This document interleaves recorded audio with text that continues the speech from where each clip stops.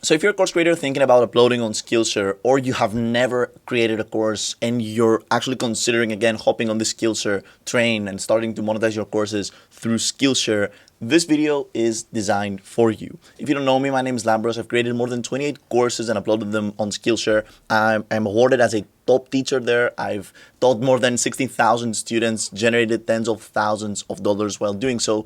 And I pretty much know like every single thing about this platform because I've been obsessing about Skillshare for the last 4 years. Like I've obsessed so much about this platform, about this marketplace, that I've actually created a consulting business in which I help like beginner creators start to monetize their courses on Skillshare by not doing all the mistakes that I did, right? So I pretty much like help them scale their courses 100 times faster than normal people because they know all the secrets for me. So I'm here to share some of these secrets for you. In this video, we're covering all of these things right here. So we're going to be starting by my experience on Skillshare, then what content works there and what content doesn't work on Skillshare, Skillshare versus YouTube, and Skillshare combined with YouTube, right? If it's worth uploading on Skillshare and completely stop uploading on YouTube, or if it's worth doing both. Then we're comparing Skillshare with other marketplaces, and I'm gonna give you some of my final thoughts again on Skillshare. So let's start by my experience. Again, I started uploading on Skillshare 4 years ago, and again, 4 years ago, I was completely uneducated. I was a complete beginner,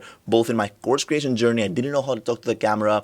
I was pretty bad at video editing. I didn't have like a cool setup like I have now, right? But still, I managed to somehow make it, right? So I created a course. I was very passionate about teaching. I actually loved teaching. And the fact that my content did not resonate with people on YouTube, right, but it resonated with students on Skillshare was just an amazing boost, a confidence boost for me, right? So I like to create educational content. I used to upload this educational content on YouTube, but the profile of the viewer on YouTube was completely different with the profile of a student on Skillshare, right? Because students on Skillshare pay a yearly fee to consume your content there, which means that they approach the course, they approach the video in a completely different way, right? They value what you have to say. So I started by creating some courses around videography, video editing. Those are not that hot topics. Like back then, I didn't know how to perform topic research, how to perform audience research, how to tailor my content to appeal to Skillshare's algorithm, right? Things that I teach in my students in my consulting company right now, right? But through trial and error, I realized and I learned which thumbnails work, which thumbnails don't work. And by the way, I learned also the length of the correct course on Skillshare, and all of these we're discussing in this video right here, by the way. So I started creating 30-minute courses in the beginning, and then through trial and error, I understood that longer courses generate more revenue on Skillshare. So I changed my production against strategy, and I created longer courses. I created 3-hour courses, 4-hour courses. Then I started doing topic research. I understood how Skillshare's algorithm works. I created courses on more hot topics, more relevant topics that I also knew about them, right? And then I exponentially grew on Skillshare. I started getting featured there. I got contacted by like people that are very high up ranked on Skillshare. They featured me as a teacher multiple times. Like my courses have been sent to millions of people through their newsletter, right? And the best thing about my experience on Skillshare is the fact that this marketplace, because we're going to talk about uploading on Skillshare and in other marketplaces, I've uploaded my courses, I've cross-uploaded my courses into multiple marketplaces, but I can guarantee you that Skillshare is one of the best marketplaces to have your courses. The first reason is that you completely immediately monetize your content when uploaded on Skillshare. For example, on YouTube, right, you need 1,000 subscribers and I think 4,000 hours of watch time in order to run ads. And even then, the ads that you run do not generate you any income, right? Whereas on Skillshare, your first course, once you create and upload your first course, you will be immediately like generating income from this course, right? So you could be creating other courses, your previous courses will be generating income, and all of this compounds, right? So which is absolutely amazing. The other thing that I love about Skillshare is the fact that it just feels like a family. So you have like a very personal connection with the staff there. They really appreciate their teachers because they know like that their teachers is the beating heart of the platform. And if they don't value the teachers, if they don't pay the teachers a lot, right, the platform will die. This is why from all of the research that I've done all of these years that I've been a content creator, right, I've concluded the fact that Skillshare is perhaps the most profitable way to monetize your content on the internet. right now, especially if you're creating educational content, especially like if you're focused and you want to share your passion and teach online. If you want to teach online, Skillshare is like the best place. By the way, I'm not sponsored by Skillshare to tell you that stuff. I'm just very grateful of the opportunity that they gave me through all these years.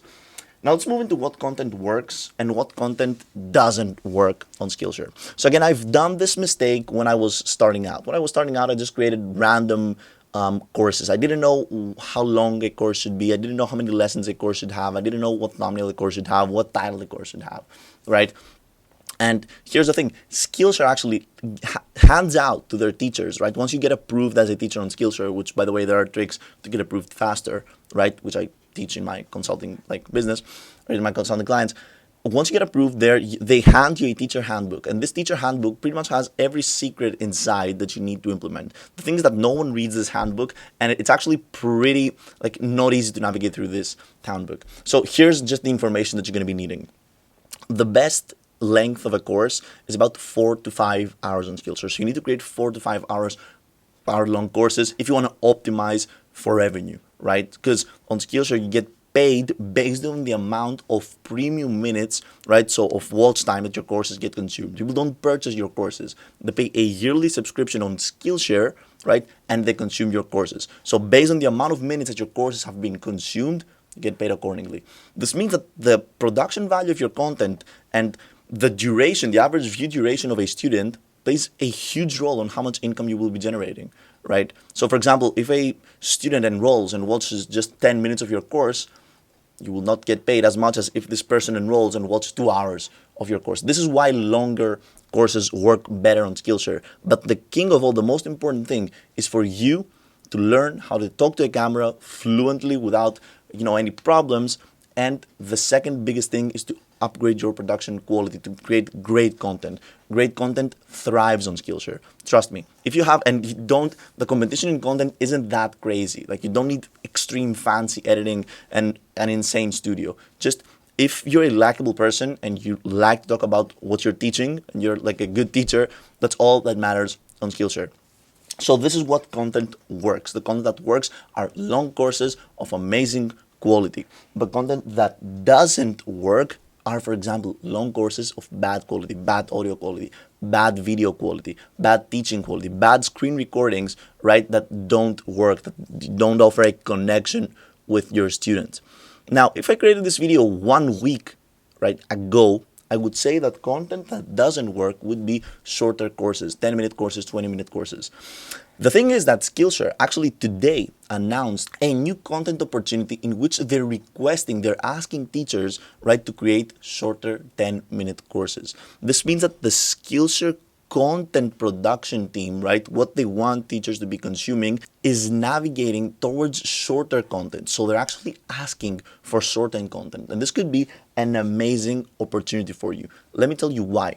Most people, and I'm moving to the third point right now, most people that upload on Skillshare actually come from a YouTuber background. So they're usually YouTubers, they're people that have an audience on YouTube, they have been creating YouTube videos, but they're not generating that much revenue from YouTube, so they're experimenting with more income streams, especially people that create educational content, exactly like me, right? So I created educational content on YouTube. It didn't resonate that much with people. I wanted to explore more income streams, and this is how I found out about Skillshare. Now, here's the thing. People that start uploading on YouTube and then migrate to Skillshare, they can't exactly migrate their content. I mean, you can take your YouTube videos and pack them as courses and upload them on Skillshare. But the thing is that this works with certain channels that all of the theme of the channel is around one certain topic, and it's easy to just pack all these videos and create them in a course. But most YouTube channels, you have random videos that cannot be combined together to a course. So people have problems like migrating their content from YouTube to Skillshare, which means that they need to create original content from Skillshare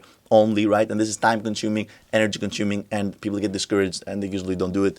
Despite the fact that Skillshare is a great place to monetize your content, as we established previously in this video. But now, with the shorter content opportunities on Skillshare, you can actually take some of your YouTube videos, add a thumbnail, add a title, add a small introductory part, which is like 30 seconds of video, and then upload it on Skillshare as a course, as a 10-minute course that will be promoted intrinsically with Skillshare's algorithm, because these people right now are asking actually for shorter courses that can be distributed on Skillshare, right? They're migrating their content from longer courses to shorter courses, right? So taking your YouTube videos, adding an introductory part, adding a conclusive part, packing them as a course, as a 10-minute course, and uploading them on Skillshare could be an amazing opportunity, idea, and content opportunity for monetizing further these YouTube videos. And trust me, you will be generating way more income on Skillshare than you're doing on YouTube, right? Unless you have like 1 million subscribers on YouTube. Trust me, this is the exact thing that happened for me. To give you some context, I have 4,000 subscribers on YouTube and I have 2,000 followers on Skillshare. On YouTube, I'm not making more than $50 per month. And on Skillshare, I've literally generated tens of thousands of dollars and I'm making pretty much on an average month $1.5 to $2,000. So now we're moving on the fourth point, which is uploading on Skillshare while uploading on YouTube. Or more specifically, how you can leverage your pre-existing YouTube audience to promote your Skillshare courses. Here's the thing with Skillshare. This is a secret that I share with people that work on a one-on-one basis with me. And by the way, if you want to hire me as a coach to scale your Skillshare profile, you can click on the first link in the description and hire me as a coach. So here's the thing. When you upload a course on Skillshare, the first 24 hours, the traffic that you bring into this course during the first 24 hours will dictate the path of this course in the next weeks, in the next months. This means that if you manage to bring some traffic externally, right, on Skillshare to boost your course in the first 24 hours, Skillshare will know that this course is successful and it will keep promoting it for many weeks, days, and months, right, inside the website, right? Now, I don't want you to think that if you do not boost traffic, again, externally from other social media networks to your course on Skillshare, it won't be successful, right? Again, I started doing this in my 4th year on Skillshare, right? So for 4 years, I never boosted a course by myself organically from other social media platforms. Just I depended on Skillshare to promote my course, again, organically inside their marketplace. That being said, if you already have, let's say, an audience on YouTube, an audience on Instagram, right, wherever, right, and you create a course on Skillshare, once you upload this course, you also can create like a small video to share with your YouTube channel to bring people from YouTube to Skillshare, right? Another thing that you can do, which is actually very cool, is if you have like a big course, let's say a 4-hour course, a 5-hour course uploaded on Skillshare, and you want to bring constantly traffic externally, you can create a search engine optimized video on Skillshare, which means on YouTube, which means that people are going to be searching about this topic, and this video is going to always be popping up to people's like search feeds, right, on YouTube, and you can traffic people from their video on YouTube with a call to action, right, exactly like the call to action that I have in this video right here, in which I tell you to book a call with me. From the first link in the description, you can be like, hey, if you want more information about this topic, you can check out my Skillshare course. So you can funnel people from YouTube to Skillshare, and this is how you can keep like your course on Skillshare growing and growing and growing. This is a good way to just keep generating revenue from both Skillshare and YouTube, and to leverage your pre-existing audience on YouTube to grow your Skillshare profile again, and Skillshare again revenue even more.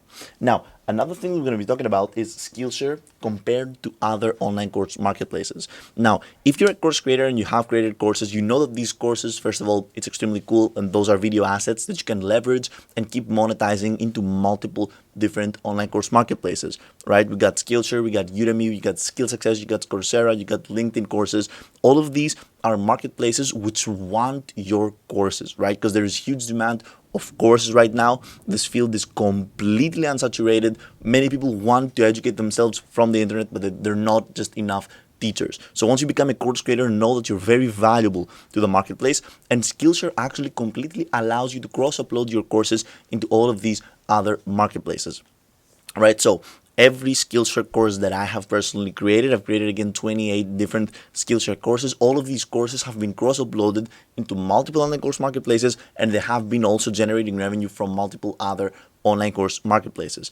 Now, as a course creator myself, as a course creator consultant myself, because again, I've taught many people on a one-on-one basis on how to create and scale their online course businesses, right? I always tell my clients to start with Skillshare, optimize their courses for Skillshare, and then take these Skillshare optimized courses and cross-upload them into various other online course marketplaces. And I always advise this because Skillshare actually has some pretty strict guidelines regarding content. So they ask for specific things. They ask you to have a class project, for example. Some topics are just completely off on Skillshare. You can't talk about medical stuff. You can't talk about for example, financial advice and that stuff, which is kind of weird. So you need to understand the topics that are allowed on Skillshare, and you need to optimize your courses to appeal to the Skillshare's, again, rules and regulations. All of these other online course marketplaces accept Skillshare courses. Let's say that once you've optimized your course for Skillshare, it will be accepted in all of the different online course marketplaces. But many times I've worked with people that already have courses on Udemy, for example, which doesn't have that strict guidelines. And once they try to transfer this course and cross-upload it to Skillshare, Skillshare goes like, hey, we cannot allow this topic to be uploaded here. So again, if you're planning to cross-upload your course in other online course marketplaces, which is the correct thing to do, start with Skillshare, optimize your course on Skillshare, and then move to other online course marketplaces. Don't start with other marketplaces and then move to Skillshare, right? So moving on to the final category of this video, which is my final thoughts. If I was starting out as a course creator, right, or if I had some course uploaded and I wanted to move on Skillshare, I would definitely explore this income stream. I am very grateful of Skillshare, all of the opportunities that they have given me, all of the revenue that I generated from there, and most importantly, the fact that through Skillshare I gained the confidence that I have right now on YouTube, and actually helped me understand that I am appreciated as a teacher, that I can definitely be generating income from my content, right? And in general, it's just an amazing community of creators, and I 100% suggest you to explore it as an income stream and as a way, again, to share your passions online. Again, if you want to hire me as a coach, if you want to just talk with me, like ask any questions, you can do this from the first link in the description, and you can also join my private community of course creators, again, in the description. So thank you very much, and I'm going to see you in the next video.